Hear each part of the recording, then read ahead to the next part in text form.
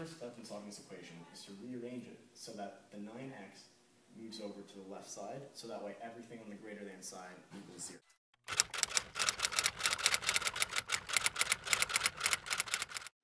At this point, we need to factor out a negative x.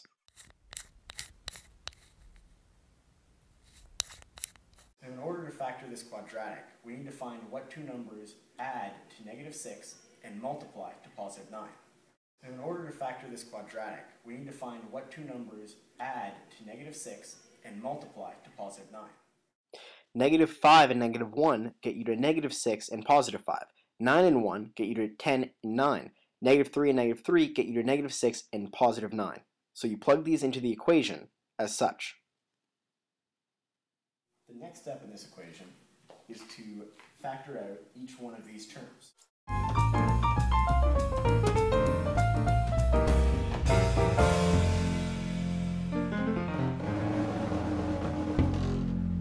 So now we can rewrite our final formula.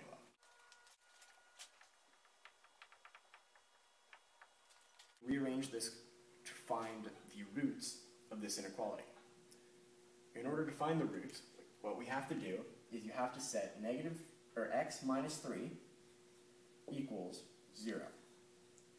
We will then rearrange it to do x equals 3.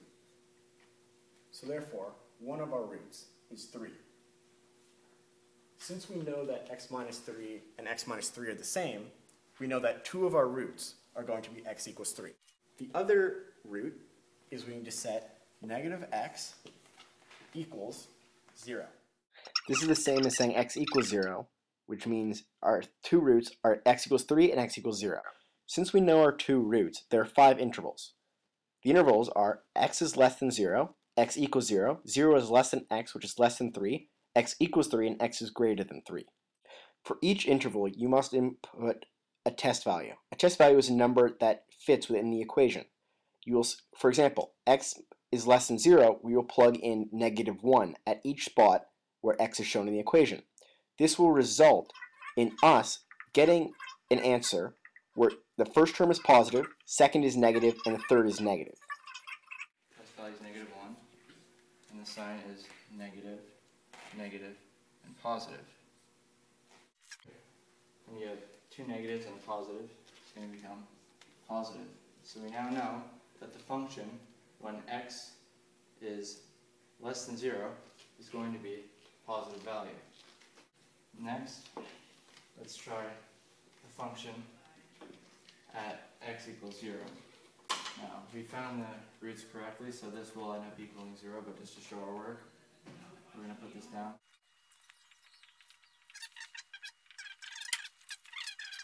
Interval of 0 is less than x, which is less than 3.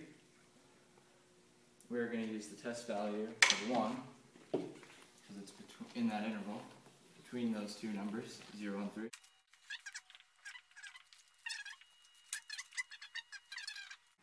Since we've already found that and seen that we got our other factor done correctly at the roots, we've shown our work, we'll know that x equals 3, seeing as it's the other root, will also end up being 0. Because when you put 3 in, you're going to get 3 minus 3, which is equal to 0.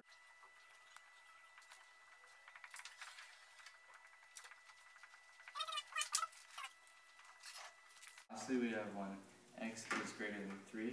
We are going to take the test value of 4.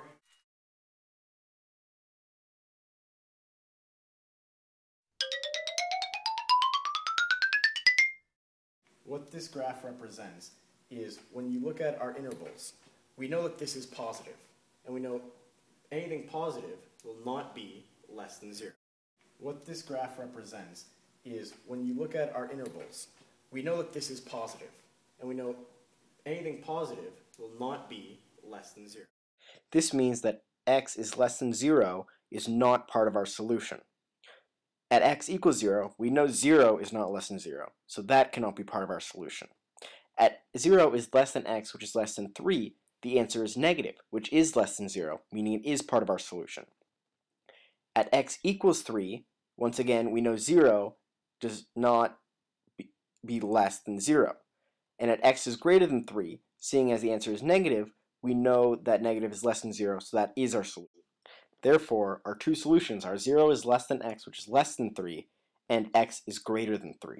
In order to find the values on our graph and where the points lie, we need to set y equal to negative x times x minus 3 times x minus 3. We then need to choose values to plug in at x in order to find our y value. So we'll start off by plugging in x equals negative 1. As we solve the equation, our first point is negative 1 and 16. Our next point normally would be x equals 0, but because we know one of our roots is 0, at x equals 0, y also equals 0. So our next point is x equals 1. This point is 1 and negative 4. Our next point is x equals 2. This point is 2 and negative 2. Now let's try x at 3. We know that 3 is a root, so at x equals 3, y will equal 0. At x equals 4, our point is 4 and negative 4. This is our table of values. In order to graph this inequality, we need to plot the points. Our first point is negative 1 and 16.